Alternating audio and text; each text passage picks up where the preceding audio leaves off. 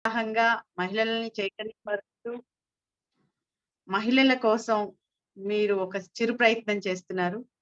Really great madam. ఎందుకంటే ఇప్పుడున్న present సిట్యుయేషన్‌లో వుమెన్స్ చాలా సఫర్ అవుతున్నారు.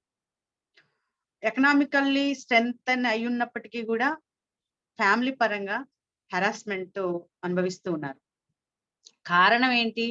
అంటే ఒక వ్యక్తికి మధ్య ఉన్నటువంటి అర్థం చేసుకోలేని తత్వం. ఈరోజు ఈ సెషన్‌ని ఏర్పాటు చేస్తూ మనందరిని కూడా ఒక సమూహంగా ఏర్పాటు చేసిన లక్ష్మీ శంకర్ గారు నిజంగా వండర్‌ఫుల్ వుమెన్ అని మనం చెప్పుకోవాలి. అలాగే తనతో పాటు తనకి సపోర్ట్‌గా ఉన్నటువంటి సునీత మేడం, మనందరం కూడా impact family members. Impact family మెంబర్స్‌లోనే నారీ సెల్ ద్వారా నళిని టీచర్ కూడా చాలా ప్రోగ్రామ్స్ కండక్ట్ చేస్తున్నారు. అలాగే లక్ష్మి మేడం, ఇలా సునీత మేడం, బోలెడంత మంది రాజేశ్వరి మేడం, ఇలా చాలా మంది వుమెన్స్ ఇక్కడే ఎంతో అవేర్‌నెస్ తోటి సొసైటీ పట్ల అవగాహన కలిగి ఉన్నారు. ఇలాంటి అవగాహన ప్రతి మహిళ కూడా పొందాలనేది మన ఉద్దేశ్యం. మహిళ చైతన్యంగా ఉన్నప్పుడు ఫ్యామిలీని ఒక అంటే సరైన దారిలో నడిపించుకోగలుగుతుంది. దానికోసం తను ఎడ్యుకేటెడ్ అయ్యి ఉండాలి ఫస్ట్ ఆఫ్ ఆల్. ఎప్పుడైతే వుమెను విద్యావంతురాలు అవుతుందో ఆ కుటుంబం బాగుపడుతుంది. కారణం ఏంటంటే ఆమెకి సోషల్ అవేర్‌నెస్ ఉంటుంది. ఫైనాన్షియల్‌గా ఎలా తన లైఫ్‌ని సెట్ చేసుకోవచ్చు అనే ఒక ఆలోచన విధానం ఉంటుంది. పిల్లల్ని కూడా ఎలా ఎడ్యుకేట్ చేయొచ్చు, వాళ్ళని ఒక పద్ధతిగా ఎలా పెంచొచ్చు అనేది వుమెన్ ఎప్పుడైతే ఎడ్యుకేట్ అవుతారో దాని ద్వారానే సాధ్యపడుతుంది. Every women should be learn social awareness and financial status and పర్సనల్‌గా తను ఎఫెక్టివ్‌గా ఎలా ఉండాలి అనేది కూడా తను నేర్చుకోవాల్సిన అవసరం ఎంతైనా ఉంది. కారణం ఏంటంటే ఒకప్పుడు బాల్య వివాహాలు జరిగేవి. అంత విద్య అనేది అప్పట్లో అంత అందుబాటులో కూడా లేకపోయేది. మహిళల్ని అణిచివేసే ధోరణి అప్పట్లో ఎక్కువగా ఉండేది. ఇప్పుడు రాను రాను 23 సెంచరీలో మనం అడుగుపెట్టాము అంటే ఎంతో డెవలప్‌మెంట్ అనేది మనం చూస్తూ ఉన్నాం. ఈ డెవలప్‌మెంట్‌ని మనం ఎలా యూజ్ చేసుకుంటున్నాము? మనకున్న అవకాశాలేంటి? మనకి రాజ్యాంగం కల్పించిన హక్కులేంటి? ఆ హక్కుల ద్వారా మనం పొందిన అవకాశాలేంటి అనేవి మనం తెలుసుకోవాల్సిన అవసరం ఉంది. కొంతమంది మహిళలకి అవగాహన లేక చాలా మంది సఫర్ అవుతూ ఉంటారు. పెళ్లి చేసుకున్నాక భర్త ద్వారా కానీ, భర్తకు సంబంధించిన ఫ్యామిలీ మెంబర్స్ ద్వారా కానీ సఫర్ అవుతూ ఉంటారు. వారు పెట్టే హెరాస్మెంట్‌ని అనుభవిస్తూ మానసికంగా కృంగిపోతూ ఉంటారు. దానిని తట్టుకోలేక వారు సూసైడ్ వరకు కూడా ఎళ్తూ ఉంటారు. ఇంకా చెప్పాలి అంటే మానసికంగా పేషెంట్స్‌లు గూడా అవుతారు. అంటే సైకలాజికల్ పేషెంట్‌లనమాట. అంటే డిప్రెషన్‌కి లోనవుతూ ఉంటారు. వారికి ఏం చేయాలో తెలీదు. చాలా మంది చదువుకున్న మహిళలు కూడా ఆఫ్టర్ మ్యారేజ్ కొంతమంది జాబ్ మానేయమంటే మానేయాల్సిన పరిస్థితొస్తుంది. అలాంటి పరిస్థితి రాకుండా ఉండాలి అంటే మనం ఏం చేయాలి? మనం ఏం చేస్తే మన యొక్క లైఫ్‌ని మనం సక్సెస్‌ఫుల్‌గా లీడ్ చేయగలుగుతాం? దానికున్న వనరులు ఏంటి? అంటే మనకి సొసైటీ కానీ, మనకి కాన్స్టిట్యూషన్ కానీ, మనకు కల్పించిన రైట్స్ ఏంటి? Every person have rights. అంటే ఫండమెంటల్ రైట్స్ ఎలా మనకి ఇచ్చారో, ఫండమెంటల్ డ్యూటీస్ కూడా మనం చేయాల్సిన అవసరం ఉంది. మనకున్న రైట్స్‌ని మనం ఎలా యూజ్ చేసుకుంటున్నాము? మిస్‌యూజ్ అవుతున్నాయా? లేదా సక్సెస్‌ఫుల్‌గా యూజ్ అవుతున్నాయా? అనేది కూడా తెలుసుకోవాల్సిన అవసరం ఉంది. మహిళల్లో అవేర్‌నెస్ రాలేదు అనడం కంటే, ఎక్కువగా ఉన్నప్పటికీ దాన్ని మనం దాని నుంచి అధిగమించి మనం ఫ్రీగా, హాయిగా జీవించలేని పరిస్థితి. చూస్తున్నాం కదా ప్రతిరోజు. నిర్భయ చట్టం తీసుకురావడం జరిగింది. దిశ చట్టం తీసుకురావడం జరిగింది. పోక్సో నేరాలు ఎన్నో జరుగుతున్నాయి. ప్రతిరోజు, ప్రతి నిమిషం, ప్రతి గంటకి ఎంతో మంది మహిళలు రేప్‌కి గురవుతున్నారు. అలాగే గృహ హింసకి గురయ్యి ఆత్మహత్యలు చేసుకుంటున్నారు. ఇవన్నీ జరగకుండా ఉండాలి అంటే మనం ఏం చేయాలి? ఎప్పుడైతే హిందూ మ్యారేజ్ యాక్ట్ 1955లో మనకి అమెండ్మెంట్ చేయబడింది. దాని ద్వారా మనం ఎప్పుడైతే మ్యారేజ్ చేసుకున్న వెంటనే మ్యారేజ్ రిజిస్ట్రేషన్ అనేది కంపల్సరీ చేసుకోవాలి. సెక్షన్ 8 ద్వారా మనం మ్యారేజ్ రిజిస్ట్రేషన్ చేసుకొని, మీ సేవలో మనం ఏదైనా ఒక సర్టిఫికేట్‌ని ఎలా పొందుతామో, మన తెలంగాణ గవర్నమెంట్ ద్వారా మనం ఒక సర్టిఫికేట్‌ని పొందుతాం. ఇంటర్ కాస్ట్ మ్యారేజ్ చేసుకోవడం వల్ల కూడా చాలా సౌలభ్యం ఉంది. మనం గవర్నమెంటు ఇంటర్ కాస్ట్ మ్యారేజ్ చేసుకున్న వాళ్ళకి 2,59,000 వరకు వారికి, అంటే వారు లైఫ్‌ని ఒంటరిగా లీడ్ చేయడం కోసం, అంటే ఎప్పుడైతే ఇంటర్ కాస్ట్ మ్యారేజ్ చేసుకుంటే కొంతమంది పేరెంట్స్ ఎలో చేయరు కనుక వారి కోసం సదుపాయం కల్పించడం జరిగింది. ఆ విధంగా మనం చట్టాలని, ప్రభుత్వాలని ఉపయోగించుకోవచ్చు.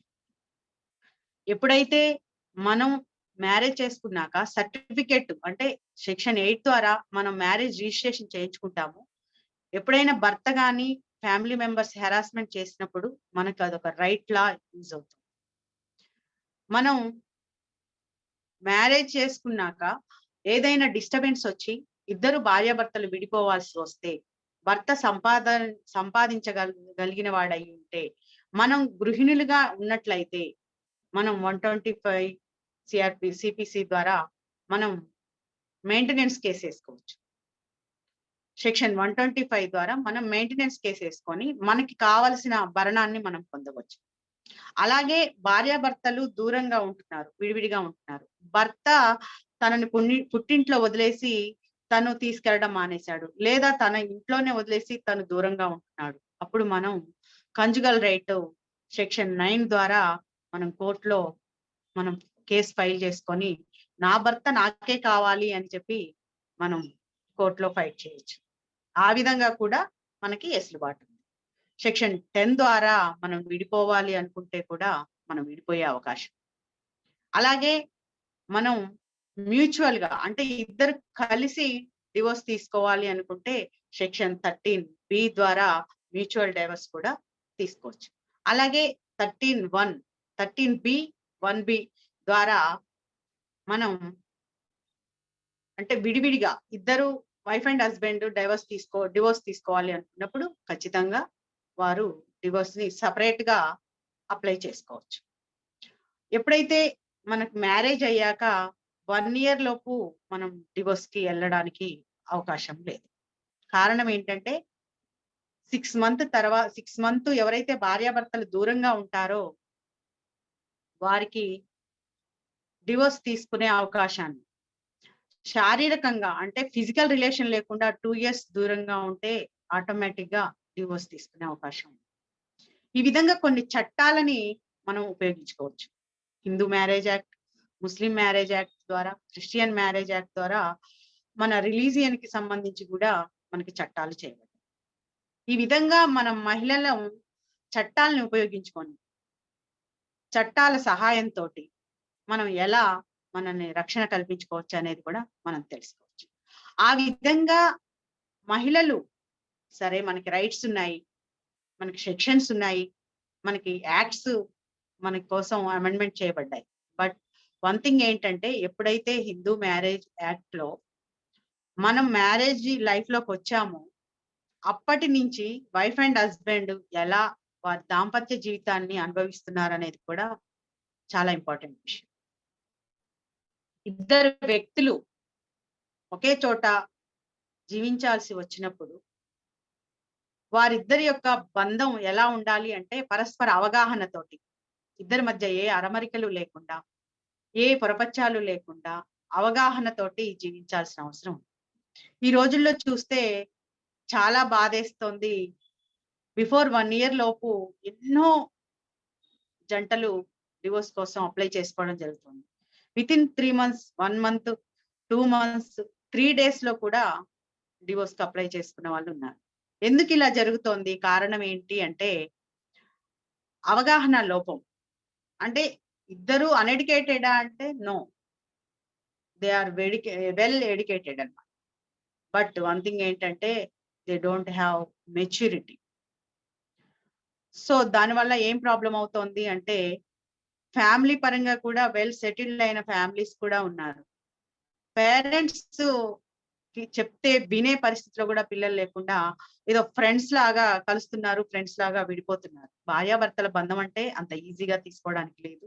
మనం ఎప్పుడు కూడా కలిసి మెలిసి మన జీవితాన్ని గడపడానికి ఒకే చోట ఉండడానికి మనందరం అందరి సమూహంతోటి, అందరి ఏకాభిప్రాయంతోటి, అందరి ఇష్టంతోటి మనం ఒకటైనప్పుడు ఎలా మన లైఫ్‌ని లీడ్ చేస్తున్నాము? ఏ కారణం చేత విడిపోతున్నాము? ఎందుకు విడిపోవాల్సొస్తోంది? పోనీ కొంతమంది జంటలేమవుతున్నాయంటే మ్యారేజ్ చేసుకున్నాక కొన్ని సంవత్సరాల తర్వాత విడిపోతున్నారు. ఈ మధ్య కాలంలో రీసెంట్‌గా నేను చూసిన ఒక సంఘటన. రిటైర్మెంట్ వయసొచ్చింది. మనవలు, మనవరాండ్లు, పిల్లలంతా ఎల్డర్స్ అయిపోయారు. పిల్లలు పుట్టారు. వాళ్ళకి కూడా పిల్లలు పుట్టారు. వాళ్ళు డివోర్స్‌కొచ్చారు. ఆశ్చర్యం ఏంటంటే, ఆ వయసులో 67 ఇయర్స్ అతనికున్నాయి. ఆవిడకి 60 ఇయర్స్ వరకు ఉన్నాయి. అంటే ఆ వయసులో కూడా డివోర్స్ వరకు రావడానికి గల కారణం ఏంటి అంటే 30 ఇయర్స్ కలిసి జీవించిన వారు, ఇక మేమిద్దరం కలిసి ఉండలేము అనే పరిస్థితికి రావడం జరుగుతుంది. అంటే వారు ఎలా ఆలోచిస్తున్నారో మనం ఒకసారి మనందరం కూడా ఆలోచించాల్సిన అవసరం ఉంది. ఇకపోతే మ్యారేజ్ అయ్యాక కొన్ని రోజులు బాగానే ఉంటున్నారు. ఆ తర్వాత పిల్లలు పుట్టాక వాళ్ళలో డిస్టర్బెన్సెస్ వస్తున్నాయి. వుమెన్ కూడా ఆలోచించాలి. ఎలా ఆలోచించాలి అంటే మ్యారేజ్ అయింది. నాకు పిల్లలు పుట్టారు. ఇక నా పని అయిపోయింది. ఇక నేను ఎలా ఉన్నా పర్వాలేదు అని ఆలోచిస్తున్నాము. లేదండి. ఎప్పుడైతే మనకి మ్యారేజ్ అయ్యాక, పిల్లలు పుట్టాక కూడా మన లైఫ్‌ని ఎప్పుడు కూడా మనం డిసప్పాయింట్ అవ్వకూడదు. అంటే జాబ్ హోల్డర్స్ అయ్యుండొచ్చు, హౌస్ వైఫ్స్ అయ్యుండొచ్చు. ఎవరైనా సరే వాళ్ళ లైఫ్‌ని ఎలా లీడ్ చేస్తున్నారు? ఎలా ఉంటున్నారు? వాళ్ళ బిహేవియర్ ఎలా ఉంటుందనేది కూడా వెరీ ఇంపార్టెంట్. మనం ఎప్పుడూ కూడా మనం పెళ్ళికి ముందు మన మీద మనకు చాలా ఇంట్రెస్ట్ అనిపిస్తుందండి. ఆఫ్టర్ మ్యారేజ్ ఇంట్లో పని ఒత్తిడి వల్ల కావచ్చు, పిల్లల సంరక్షణలో మనం పడిపోయి టైం లేక కావచ్చు, మనం మనల్ని మనం మర్చిపోతూ ఉంటాం. అంటే మన హెల్త్ ఇష్యూ పరంగా అవ్వచ్చు, లేతే మన మెయింటెనెన్స్ పరంగా అవ్వచ్చు, లేదా మనం ఎలా ఉన్నా పర్వాలేదులే, మనం మ్యారేజ్ చేసా అనే ఫీలింగ్ వల్ల కూడా చాలా మంది మహిళలు ఏమవుతున్నారంటే, అంటే ఇది నేను వేరే విధంగా చెప్పట్లేదు. మనందరం కూడా అర్థం చేసుకోవాల్సిన అవసరం ఉంది. ఎప్పుడైతే మగవారు ఏమి ఎక్స్‌పెక్ట్ చేస్తున్నారు మన నుంచి అనేది కూడా మనం ఆలోచించాలి. ఎక్కువ డిస్టర్బెన్స్ ఫైనాన్షియల్‌గా వస్తుందండి. ఆ ఫైనాన్షియల్ డిస్టర్బెన్స్‌ని కూడా మనం ఎలా మేనేజ్ చేసుకోవాలి అనేది కూడా మనం ఆలోచించుకోవాలి. కొంతమంది మనం ఎక్కడైనా మనం ఇంతకుముందు మన ఇంటి దగ్గర మనం లగ్జరీగా పెరిగి రావచ్చు. బట్ మనం ఒక చోటుకెళ్ళినప్పుడు వారికి అనుకూలంగా ఉండడానికి ట్రై చేయాలి. లేదా వాళ్ళు మనకు అనుకూలంగా ఉండేలాగా మనం మెయింటెనెన్స్ చేసుకోవాల్సిన అవసరం ఉంది. అలా చేసుకోవడం వల్ల ఏమవుతుంది అంటే ఎక్కువ గ్యాప్ అనేది రాకుండా ఉంటుంది. ఎప్పుడు కూడా కమ్యూనికేషన్ గ్యాప్ అనేది ఉండకూడదండి. కమ్యూనికేషన్ గ్యాప్ ఉండడం వల్ల ఇద్దరి మనసుల్లో ఏముందో తెలీదు. డిస్కషన్ ఎప్పుడైతే జరుగుతుందో, వారి మధ్య డిస్కషన్ జరిగి, వారు ఒక విషయం గురించి కూలంకషంగా మాట్లాడుకున్నప్పుడు, అప్పుడు చాలా చక్కటి అభిప్రాయాన్ని ఒకరికొకరు ఆ అభిప్రాయాన్ని షేర్ చేసుకోగలుగుతారు. లేదంటే వారిలో డిస్టర్బెన్సెస్ పెరిగి అగాధంలా మారిపోతుంది. దానివల్ల వారు డివోర్స్ వరకు రావాల్సొస్తుంది. దానివల్ల ఏమవుతుంది? పిల్లలు సఫర్ అవుతున్నారు. పిల్లలకి పేరెంటింగ్ అనేది సరిగ్గా ఉండదు. అప్పుడు తో ఉన్న ఫ్యామిలీ పిల్లల్లో ఒక రకమైన ఇబ్బందికరమైన వాతావరణాన్ని మనం ఏర్పాటు చేసిన వారం అవుతాం. కాబట్టి ఎప్పుడైతే మనం పిల్లలు పుట్టాక ఆఫ్టర్ మ్యారేజ్ మన లైఫ్‌లో ఏదైనా డిస్టర్బెన్స్ వస్తే ఎల్డర్స్‌తో గాని, లేదా ఏదైనా రిలేటివ్స్ మధ్య గాని, ఫ్రెండ్స్ ద్వారా కానీ ఆ సమస్యని పరిష్కరించుకునే విధంగా మనం ప్రయత్నం చేయాలి. అలాగే మనం ఎప్పుడైతే లైఫ్‌లో ఇబ్బంది పడుతూ ఉంటామో, మనకేదైనా ఒక సమస్య వస్తుందో, ఆ సమస్య నుంచి వెంటనే పారిపోవాలనుకుంటున్నారు. వుమెన్స్ అయితే చాలా వరకు ఎంత చదువుకున్నప్పటికీ కూడా వాళ్ళలో అవగాహన లేకపోవడం, సోషల్ అవేర్‌నెస్ లేకపోవడము, వ్యక్తిగతంగా వాళ్ళు మానసిక స్థైర్యంతో లేకపోవడము, మెంటల్లీ వీక్ అవ్వడం వల్ల వారేమవుతున్నారంటే, ఇక మనం బ్రతకడం అనవసరము అని ఫీలింగ్‌లోకొచ్చేస్తున్నారు. ఒక 1 వీక్ అయిందండి. పాపం పాప 25, 26 ఇయర్స్ ఉంటాయి. అమ్మాయికి నేను కూడా స్టార్టింగ్‌లో మ్యారేజ్ అయ్యి లాస్ట్ ఇయర్ మ్యారేజ్ అయింది. 2 మంత్స్ తర్వాత వాళ్ళిద్దరి మధ్య డిస్టర్బెన్స్ వచ్చింది. అమ్మాయి ఇక్కడికొచ్చేసింది. ఆ తర్వాత అమ్మాయి సాఫ్ట్‌వేర్ జాబ్ చేసుకుంటోంది. 30,000 సాలరీ వస్తోంది. మరి ఏం జరిగిందో తెలీదు. అమ్మాయి 1 వీక్ బ్యాక్ సూసైడ్ చేసుకోవడం జరిగింది. Really very bad news. But మనం ఎటెళ్తున్నాం? మనం ఏం చేస్తున్నాం, మనం ఎలా డెవలప్ అవుతున్నాం, మన ఎడ్యుకేషన్ మనకి ఏమి ఇచ్చింది, చుట్టూ ఉన్న సొసైటీ నుంచి మనం ఏం నేర్చుకుంటున్నాం, రోజు పేపర్ న్యూస్ లో మనం ఏం నేర్చుకుంటున్నాం, సోషల్ మీడియా ద్వారా మనం ఏం నేర్చుకుంటున్నాం, ఏం నేర్చుకోవాలి, ఎలాంటి విషయాల్ని మనం నేర్చుకోవాలి, మనల్ని మనం ఎలా డెవలప్ చేసుకోవాలి అనేది ప్రతి ఒక్కరు కూడా తెలుసుకోవాలండి. దీనివల్ల ఏమవుతుందంటే మనకున్న అవగాహన సరిగా లేక మనల్ని మనం చంపుకునే స్థాయికి ఎదిగిపోతున్నాం. అదేంటో మనల్ని మనం డెవలప్ చేసుకొని మన చుట్టూ ఉన్న పరిస్థితుల్ని మనకు అనుకూలంగా మార్చుకొని మనలో ఒక స్థైర్యాన్ని నింపుకొని మన జీవితాన్ని మనం ఎందుకు జీవించకూడదు, ఈ జీవితం ఎవరి కోసమో మనం తీసుకొచ్చింది కాదు, ఈ జీవితం మనతో మనం జీవించడం కోసం, మన చుట్టూ ఉన్న వారితో జీవించడం కోసం, అంతేకాని అర్ధాంతరంగా వదిలేసి వెళ్ళిపోవడానికి మనం ఇక్కడికి వచ్చామా? కాదు కదా. కాబట్టి మనందరం కూడా ఒకటే అర్థం చేసుకోవాలండి. మహిళ అనగానే మనం ఒక సపరేట్ థింగ్, మనం ఇలాగే ఉండాలి అనే భావనలో ఇంకా మహిళలు ఉన్నారు. అంత అమాయకంగా ఉండడానికి కారణం వారికి ఎక్కువ మంది ఫ్రెండ్స్ లేకపోవడము, లేకపోతే పెరిగిన కుటుంబ వాతావరణం అయి ఉండొచ్చు. చూడండి, మీరెవరు కూడా ఎప్పుడైనా ఏదైనా ఒక సమస్య వస్తే యూట్యూబ్ ఛానల్ చూడండి, అందులో న్యూస్ చూడండి, లేదా రీసెంట్ గా జరిగిన ఇన్సిడెంట్స్ చూడండి, లేదా న్యూస్ పేపర్ చూడండి, ఏదైనా ఒక మంచి ఇష్టమైన సాంగ్ వినండి, లేదా ఇష్టమైన ఫ్రెండ్ తో మాట్లాడండి. అప్పుడు వారి నుంచి కొన్ని విషయాల్ని మీరు సేకరించగలుగుతారు. ఆ తెలుసుకున్న విషయాల పట్ల మీకు అవగాహన కలుగుతుంది. దానివల్ల ఏమవుతుందంటే ఎంతటి పెద్ద సమస్యకైనా ఒక పరిష్కారం ఉంటుంది. పరిష్కారం లేని సమస్యని దేవుడు సృష్టించలేదండి ఫస్ట్ థింగ్. కాబట్టి మనం ఏ సమస్యనైతే మనం సమస్యగా భూతద్దంలో పెట్టి చూస్తున్నామో ఆ సమస్య చాలా చిన్నదిగా మనకు కనిపిస్తుంది. ఎందుకంటే మిగతా వారి సమస్యల గురించి తెలుసుకున్నప్పుడు గాని, మిగతా వారి జీవితాల్ని మనం చదివినప్పుడు కానీ మన సమస్య చాలా చిన్నగా అనిపిస్తుంది. సమస్యకి భయపడి పారిపోకూడదు. సమస్యని పరిగెత్తించాలి.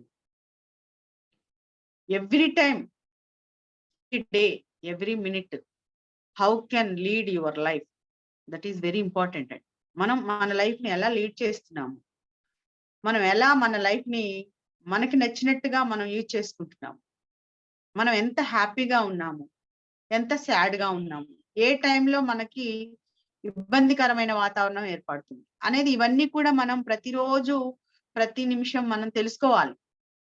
అప్పుడే మనకంటూ మన జీవితం పట్ల ఒక అవగాహన ఏర్పడుతుంది కదా. ఎవరైనా చూడండి, కొంతమంది దూరపు కొండలు నులుపు అంటారు. వేరే వాళ్ళ జీవితం చూస్తే మనకు చాలా హ్యాపీగా అనిపిస్తుంది. అబ్బా, వాళ్ళలాగా మనం ఉండలేకపోతున్నాము, వాళ్ళ హస్బెండ్ తనని బాగా చూసుకుంటున్నారు, మన హస్బెండ్ మనతో బాగా ఉండట్లేదు, వాళ్ళ పిల్లలు చాలా యాక్టివ్ గా ఉన్నారు, వాళ్ళ పిల్లలు చాలా బాగా చదువుతున్నారు, మన పిల్లలు మన మాట వినట్లేదు, మన పేరెంట్స్ మనకు సపోర్ట్ చేయట్లేదు అని మనం అనుకుంటూ ఉంటాం కదా. కానీ ఎవరి జీవితం కూడా వడ్డించిన విస్తరి కాదండి. ప్రతి ఒక్కరి జీవితంలో ఆటుపోట్లు, ఇబ్బందులు, కష్టాలు, బాధలు ఉంటాయి. వాటిని వారు ఎలా లీడ్ చేస్తున్నారు, ఆ సమస్యలని దాటుకుంటూ వారు ఎలా వెళ్తున్నారు, ఎలా వారి లైఫ్ ని అంత హ్యాపీగా ఉంచుకోగలుగుతున్నారు అనేది మాత్రమే మనం తెలుసుకోవాలి. సమస్యలు లేని ప్రాణి లేదండి. ఎన్ని ఫైనాన్షియల్ గా ఎంత సెటిల్ అయినా ప్రాబ్లం ఉంటుంది. ఫైనాన్షియల్ గా ఎంత వీక్ ఉన్నా ప్రాబ్లం ఉంటుంది. ఇంకా నిజం చెప్పాలంటే ఫైనాన్షియల్ గా వీక్ ఉన్న వారు చాలా హ్యాపీగా ఉంటారు. ఎందుకంటే వాళ్ళకి తెలుసు వాళ్ళు ఫైనాన్షియల్ గా వీక్ ఉన్నారు, మన లైఫ్ ఇలాగే ఉంటుంది అని వారు ఒక అవగాహనకు వస్తారు. కాబట్టి ఆ వచ్చిన దానితో సంతోషంగా తృప్తిగా ఉంటారు. కానీ మనం ఏం చేస్తామంటే మనకున్న సంపాదనతోటి, మనకున్న అవగాహనతోటి మనం ఉండం. ఎదుటి వాళ్ళు ఎలా ఉన్నారు అనేది కంపారిజన్ ఎక్కువగా చేసుకుంటాం. దానివల్ల ఏమవుతుందంటే మనకున్న హ్యాపీనెస్ కాస్త పక్కకు పోతుంది. దాని ప్లేస్ లో మనకి డిస్టర్బెన్సెస్ వస్తాయి. కాబట్టి ఎప్పుడు కూడా ఎదుటి వారితో కంపారిజన్ చేసుకోకండి. లేదా వర్కింగ్ ఉమెన్స్ ని చూసి హౌస్ వైఫ్స్ ఇబ్బంది పడాల్సిన అవసరం కూడా లేదు. ఒక్కోసారి మనం జాబ్ చేసే చోట కూడా మనకి ప్రాబ్లమ్స్ ఎదురవుతూ ఉంటాయండి. అప్పుడు కూడా మనం చాలా జాగ్రత్తగా ఉండాల్సిన అవసరం ఉంది. ఈ రోజుల్లో షీ టీమ్స్ ద్వారా కూడా మనకి ఎంతో హెల్ప్ జరుగుతుంది. 100 కాల్ చేయొచ్చు. అక్కడ ఎవరైనా మిమ్మల్ని హెరాస్ చేశారనుకోండి, 498 మనం కంప్లైంట్ చేయొచ్చు.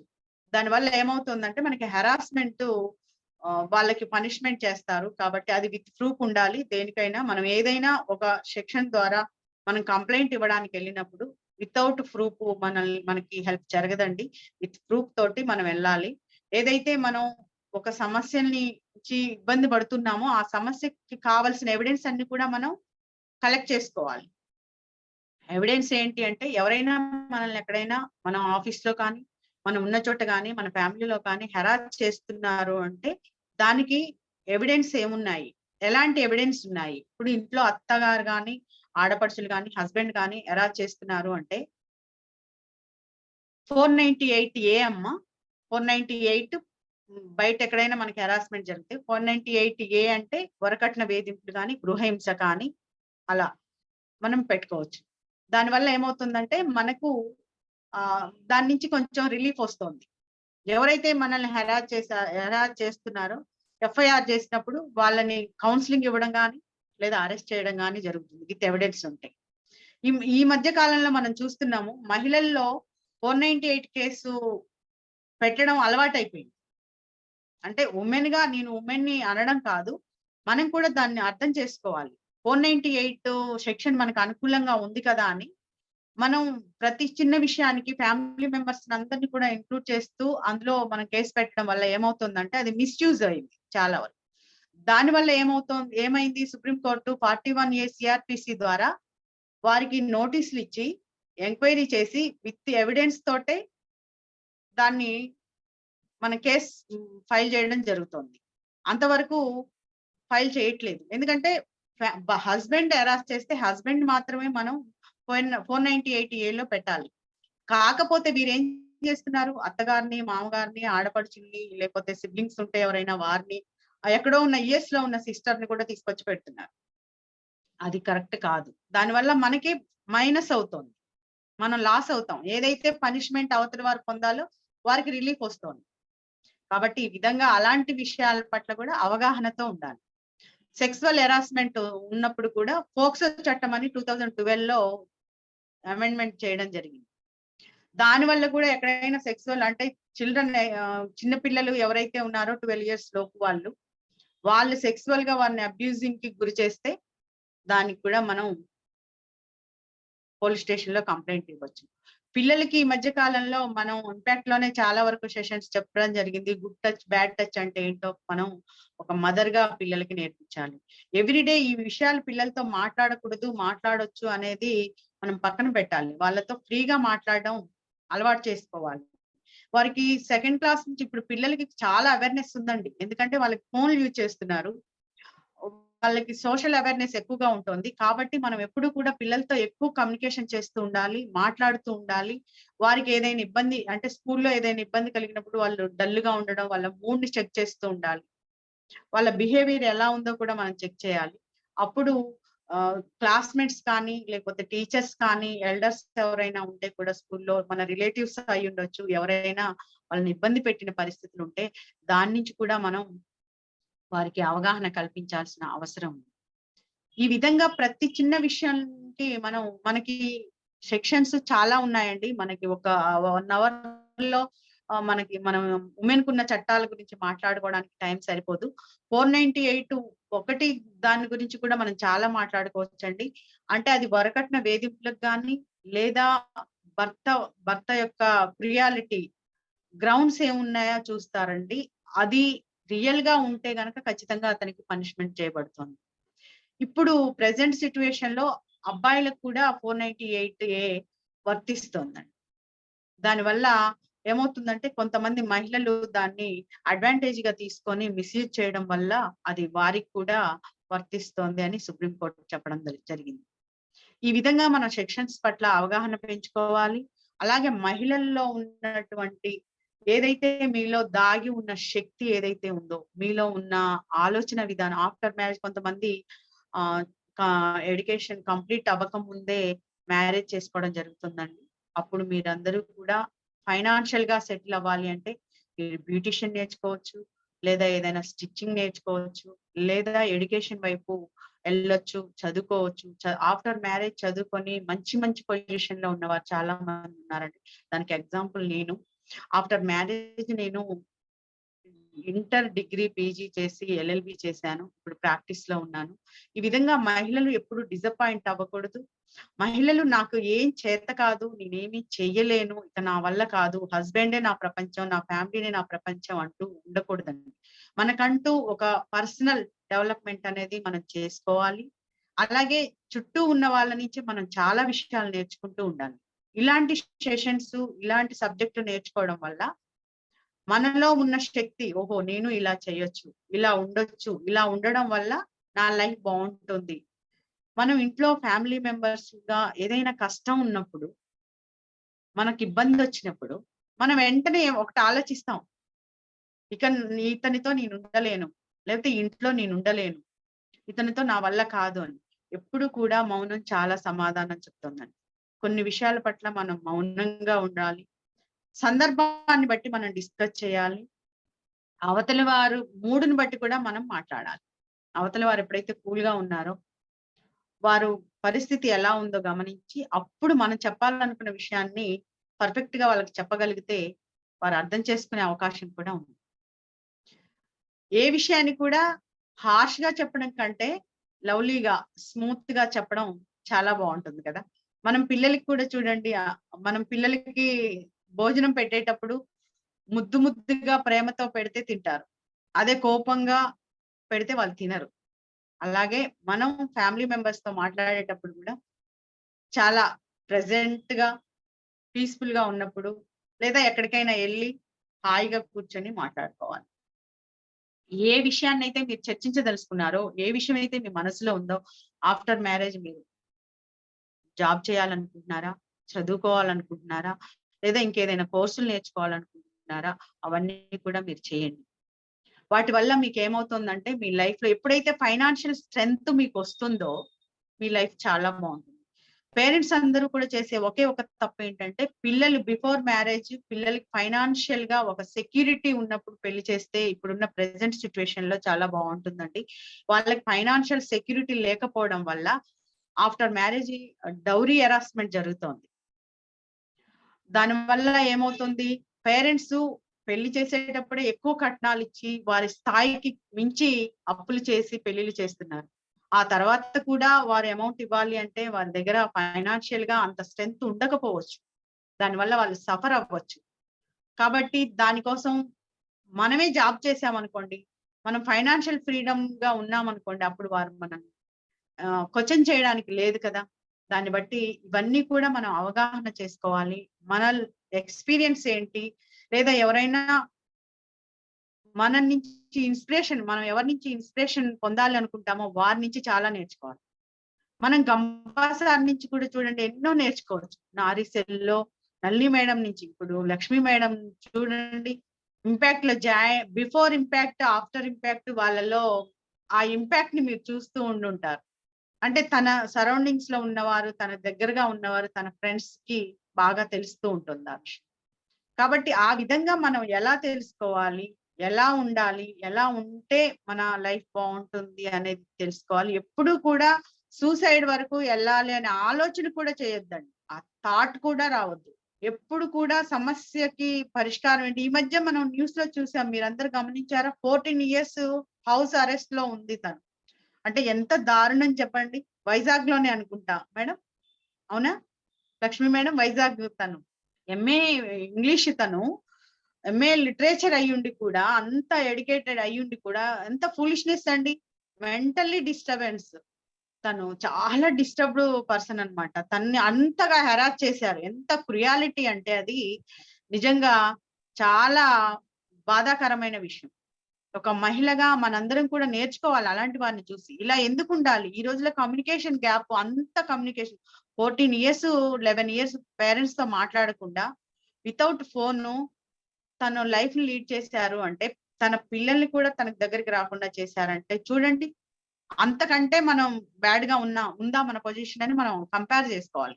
అంటే బ్యాడ్ పొజిషన్ అయితే మనం బెటర్‌గా ఉన్నామా లేదా చూసుకోవాలి.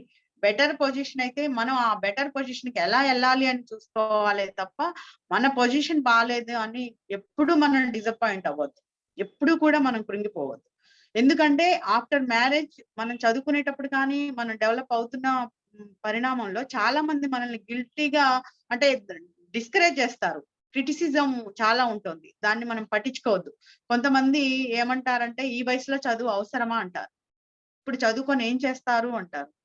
"ఇప్పుడు చదువుకోవడం వల్ల ఏం ఉపయోగం ఉంది?" అంటారు. అవన్నీ మనకి వినిపించొద్దండి. మనం ఏం చేయాలి? మనం ఏం చేయాలి అనుకుంటున్నాం? మన థాట్ ఏంటి? మన థాట్ ప్రాసెస్‌లోనే మనం వెళ్ళాలి. మీరేదైతే ఆలోచిస్తున్నారో, ఆ ఆలోచనని ముందుకు తీసుకెళ్ళాలి. మీ ఆలోచన ఒక టైమ్ టేబుల్ రాసుకోవాలి. మనం ఈ ఇయర్‌లో ఈ విషయాన్ని ఈ విధంగా మనం కంప్లీట్ చేయాలి. మన గోల్‌ని మనం రీచ్ అవ్వడానికి ఎన్ని స్ట్రగుల్స్ అయినా మనం ఫేస్ చేయగలగాలి. ఎన్ని మాటలు విన్నా కూడా అవి మన మనసుకి తీసుకోవద్దు. ఎప్పుడు కూడా ఏ విషయాన్ని కూడా మహిళలందరూ గుర్తుపెట్టుకోవాల్సిన ఒకే ఒక్క విషయం నేను చెప్పదలుచుకున్నాను. ఏ విషయం ఎక్కడ నెగటివిటీ మీరు విన్నా అది మీ మనసు దాకా రానియద్దు. మనం ఏదైనా ఒక మూవీ చూస్తాం. 1 ఆర్ 2 డేస్ అది మనకి కొంచెం గుర్తుంటుంది. తర్వాత గుర్తుండదు కదా! అలాగే ఎవరైనా నెగెటివ్ వర్డ్స్ విన్నప్పుడు ఆ కాసేపు వినాలి. అటు తీసేయాలి. అతని మనసు దాకా రానివ్వద్దు. ఎప్పుడైతే మనం హర్ట్ అవుతామంటే, మనం దాన్ని బాగా ఓన్ చేసుకున్నప్పుడు, మన మనసుకు తీసుకున్నప్పుడు, అది మనం పర్సనల్‌గా ఫీల్ అయినప్పుడు, అది మనకి ఎఫెక్ట్ చూపిస్తుంది. ఏది మనకి దానివల్ల మనకి నెగటివిటీ ఎక్కువ రావడం, మెంటల్‌గా డిస్టర్బ్ అవ్వడం, మన హెల్త్‌కి ప్రాబ్లమ్ అవ్వడం, మనం ఏదైతే చేయాలనుకున్నామో అది డిసప్పాయింట్ అవుతుంది. ఇక మనం చేయలేమేమో, మన వల్ల కాదేమో, మనం ఇంతేనేమో. కొంతమంది ఆఫ్టర్ మ్యారేజ్ పిల్లలు పుట్టాక కొన్ని సార్లు మనం చేస్తున్న జాబ్‌ని వదిలేయాల్సొస్తుంది. No problem. పిల్లలు కొంచెం పెద్దవాళ్ళయ్యాక మళ్ళీ మనం వి కెన్ డూ. ఏమవుతుంది కదా! దానికి మనం మన లైఫ్ ఏమి అంతమైపోదు గదా! మనకి చాలా టైం ఉంది. పోనీ లేదు. హౌస్ వైఫ్ ఉంటే ఎంత హ్యాపీగుంటుంది. జాబ్ టైంకెళ్ళాల్సిన పని లేదు. టైంకి రెడీ అవ్వాల్సిన పని లేదు. సిస్టమాటిక్‌గా మనం ఉండాల్సిన అవసరం లేదు. హాయిగా లైఫ్ లీడ్ చేయొచ్చు కదా! కొంతమంది మహిళలు అలా ఫీల్ అవుతుంటారు. నేను హౌస్ వైఫ్‌గా ఉన్నాను. ఏమీ చేయలేకపోతున్నాను. జాబ్ చేసే వాళ్ళే గొప్పేమో, నేను కాదేమో. లేదండి. హౌస్ వైఫ్ అయినా, జాబ్ హోల్డర్ అయినా ఎవ్రి వుమెన్ గ్రేట్ పర్సనాలిటీ. ఎందుకంటే మనం వుమెన్ అదొక్కటే మన క్వాలిఫికేషన్. ఎందుకంటే మనం చాలా విషయాల్ని చాలా ఈజీగా చేయగలం. కానీ అబ్బాయిలు కానీ పెద్దవాళ్ళు కానీ చేయలేరు. ఎందుకు చేయలేరు అంటే వాళ్ళకంత పేషెన్సీ ఉండదు. మనం చూడండి, మనం పిల్లలతో స్పెండ్ చేస్తాము. ఇంట్లో పని చేస్తాము. జాబ్ చేస్తాము. లేకపోతే సోషల్ యాక్టివిటీస్ చేస్తాము.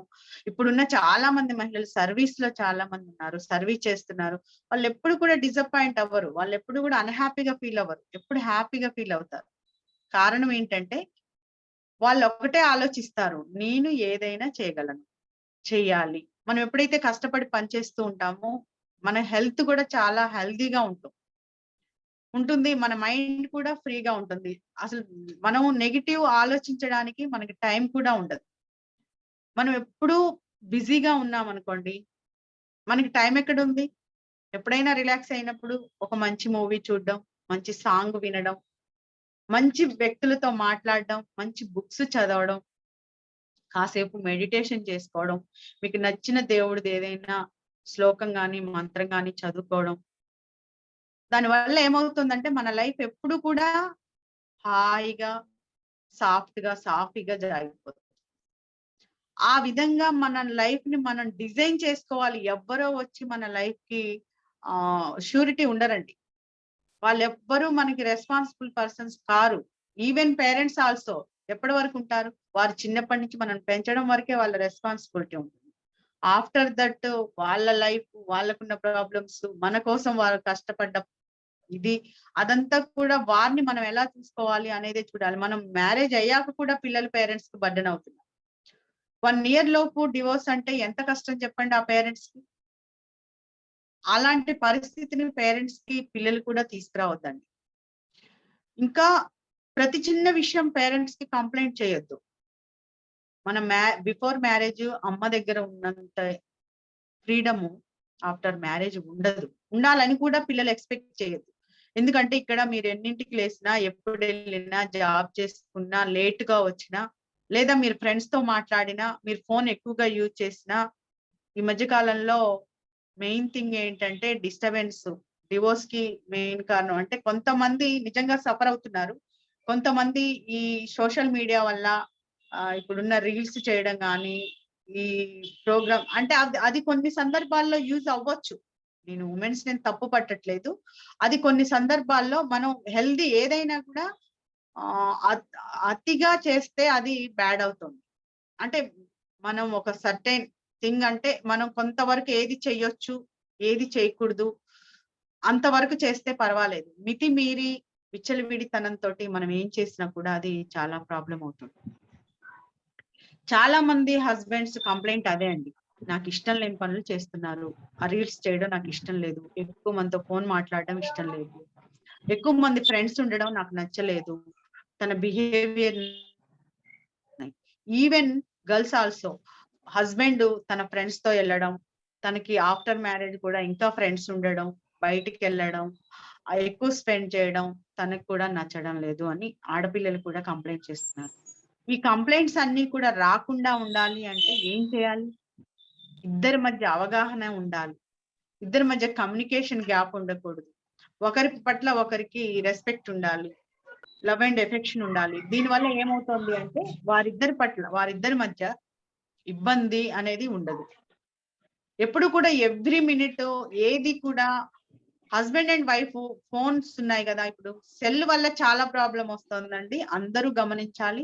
సెల్ ఫోన్ వల్లనే మేజర్ ప్రాబ్లమ్స్ వస్తున్నాయి. ఎప్పుడు కూడా after marriage wife and husband ఎవరు కూడా ఫోన్ లాక్స్ అనేవి ఉండకూడదండి. మన మనసుకి మనం లాకేసుకున్నట్టే అవుతుంది. ఎందుకంటే ఫోన్ లాక్ వల్ల అక్కడ ఏమీ ఉండకపోవచ్చు మేబీ. అంటే ఆఫీస్ లో ఏదైనా ప్రాబ్లం వస్తుందని మనం ఫోన్ లాక్ పెట్టుకోవచ్చు. బట్ హస్బెండ్ దగ్గర గానీ, ఫ్యామిలీ మెంబర్స్ దగ్గర గానీ లాక్ ఉండడం వల్ల ఏదో సీక్రెట్ మనం మెయింటైన్ చేస్తున్నాం అనే అపోహ వాళ్ళకి కల్పించిన వాళ్ళం. Even husband and wife both are. మీరెప్పుడు కూడా లాక్స్ పెట్టుకోవద్దు. అది కూడా మనం ఆలోచించాల్సిన అవసరం ఉంది. ఇంకా పోతే సీక్రెట్స్. మనం ప్రతి రోజు ఎక్కడికెళ్తున్నాం, ఎవరితో ఉంటున్నాం, ఎప్పుడొస్తున్నాం అనేది కూడా ఇంపార్టెంట్. మనం దాన్ని కూడా గమనించాల్సిన అవసరం ఉంది. దానివల్ల కూడా ప్రాబ్లమ్స్ వస్తున్నాయి. ప్రాబ్లమ్ ఎక్కడ స్టార్ట్ అయింది అనేది మనం ఆ ప్రాబ్లమ్ సొల్యూషన్ కూడా మనకే దొరుకుతుంది. ప్రాబ్లమ్ మూలాలని మనం వదిలేస్తున్నాము. ప్రాబ్లమ్ ఎక్కడ స్టార్ట్ అయిందో మనం దాన్ని పక్కదారి పట్టిస్తున్నాము. మనకి జరిగిన ప్రాబ్లమ్‌నే మనం ప్రాబ్లమ్‌గా క్రియేట్ చేస్తున్నాం. ప్రాబ్లమ్ మన వల్ల వచ్చిందా? అవతల వారి వల్ల వచ్చిందా? ఎందుకొచ్చింది? ఇప్పుడు డివోర్స్ తీసుకుంటుంటే జడ్జ్ గారు అడుగుతారనమాట. ఎందుకమ్మా 1 ఇయర్ లోపు డివోర్స్ తీసుకుంటున్నారు? ఇద్దరు చిన్న పిల్లలే గదా! ఇద్దరు బాగున్నారు కదా! ఇద్దరు జాబ్ చేస్తున్నారు కదా! అంటే వాళ్ళ దగ్గర ఆన్సర్ లేదు చెప్పడానికి. ఎందుకు డివోర్స్ తీసుకుంటున్నారు అనేది కొన్ని సార్లు వారికే అర్థం కాని విషయం. అంటే వారు అవగాహన లేకపోవడం వల్ల ఏమవుతుందంటే తొందరపడి చిన్న డిస్టర్బెన్స్ ని దాన్ని భూతద్దంలో పెట్టి చూసి పేరెంట్స్ చెప్పిన వినకుండా వాళ్ళు డివోర్స్ తీసుకుంటున్నారు. ఈ మధ్య సెలబ్రిటీస్ కూడా అంతే తీసుకుంటున్నారు. ఇంకా పోతే ఇప్పుడున్న పిల్లలు ఏమవుతున్నారు, సెలబ్రిటీస్ డివోర్స్ తీసుకున్నారు కదా, మనం ఎందుకు తీసుకోకూడదు అని ఆలోచిస్తున్నారు. అది కూడా రాంగ్ థింగ్ అండి. ఎందుకంటే ఫస్ట్ మనం ఏం ఆలోచిస్తున్నాము, మన లైఫ్ ఎలా లీడ్ చేయాలనే చూసుకోవాలి. మంచి ఎదుటి వారి నుంచి నేర్చుకోవాలి.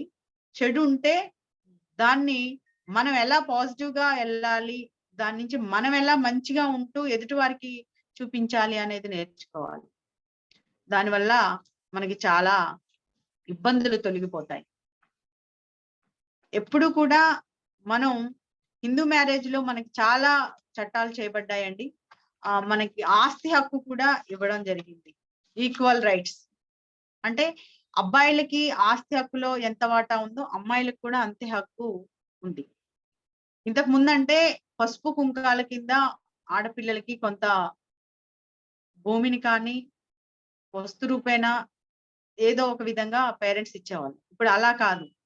పేరెంట్స్ కున్న ఆస్తుల్లో ఈక్వల్ రైట్స్ ఆడపిల్లలకి కూడా ఉన్నాయి. కాబట్టి ఈ విధంగా కూడా మనం చట్టాలను ఉపయోగించుకోవచ్చు.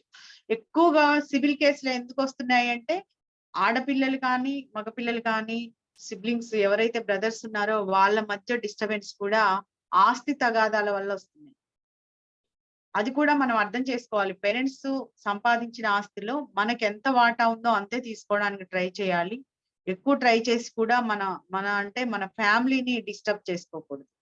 ఎక్కువ కూడా ఆఫ్టర్ మ్యారేజ్ ఇప్పుడు మనకి ఇచ్చిన కట్న కానుకలు ఏవైతే ఉన్నాయో వాటితో అబ్బాయిలు కూడా సాటిస్ఫై అవ్వాలి కానీ అమ్మాయిల్ని హెరాస్ చేస్తూ ఇంకా ఇంకా సంపాదన కావాలి, ఆడపిల్ల సంపాదన మీద ఆధారపడడం కూడా చాలా బ్యాడ్ థింగ్ అండి. ఎందుకంటే అబ్బాయిలు సంపాదిస్తున్నారు. అయినప్పటికీ అమ్మాయి సంపాదన కావాలనుకుంటారు. దానివల్ల ఏమవుతుందంటే పేరెంట్స్ సఫర్ అవుతున్నారు. వాళ్ళ లైఫ్ స్పాయిల్ అవుతుంది. యూఎస్‌లో ఉండే పిల్లలు కూడా అక్కడ సంపాదిస్తూ ఇంకా వైఫ్ సంపాదన మీద డిపెండ్ అయ్యి ఇంకా కట్న కానుకల కోసం వారిని ఎరాజ్ చేయడం జరుగుతుంది. యూఎస్‌లో ఉన్న పిల్లలు చాలా మంది డివోర్స్‌లకి ముందుంటున్నారు. ఎప్పుడు కూడా మనం మనకున్న సరౌండింగ్స్‌లో వాళ్ళ నేచర్ ఏంటి? వాళ్ళ మెంటాలిటీ ఏంటి? వాళ్ళ బిహేవియర్ ఏంటి అని గమనించి ఆచితూచి అమ్మాయిలకి పెళ్లిళ్లు చేయాల్సిన అవసరం కూడా ఉందండి. మనం తొందరపడి ఎవరో చెప్పింది విని లేదా ఆస్తిపాస్తుల్ని చూసి మనం అమ్మాయిలకి పెళ్లిళ్లు చేయొద్దు.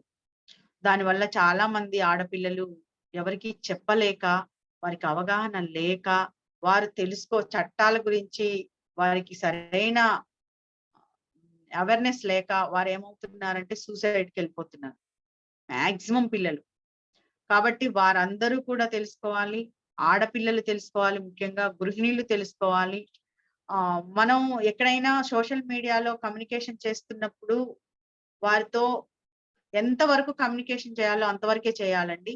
ఎక్కువ కమ్యూనికేషన్ చేస్తూ వారు మనల్ని యుటిలైజ్ చేసుకోవడానికి ఎన్నో రకాల ప్రలోభాలు పెడుతూ ఉంటారు. దానికి మనం ఆ ప్రలోభాలకి లోను కాకుండా ఉండాలి. ఎవరో తెలీదు అన్నోన్ పర్సన్స్ మనల్ని ఎలా సెక్యూర్ చేస్తారని మనం బిలీవ్ చేస్తున్నాం. అసలెందుకు సెక్యూర్ చేస్తారు? అంతకుముందు తన గురించి మనకేమైనా తెలుసా? వారెక్కడుంటారో తెలుసా? వారేం చేస్తారో తెలుసా? అంటే సోషల్ మీడియాలో వారేదైతే వాళ్ళని వాళ్ళు ఆహ్, అంటే మన దగ్గర ఎలా ఎక్స్‌పోజ్ అవుతున్నారో అది మాత్రమే మనకు తెలుసు. కానీ వారి అసలు రూపం ఏంటి? వాళ్ళ యొక్క వ్యక్తిత్వం ఏంటి? వాళ్ళ యొక్క లైఫ్ స్టైల్ ఏంటి అనేది మనకు తెలీదు.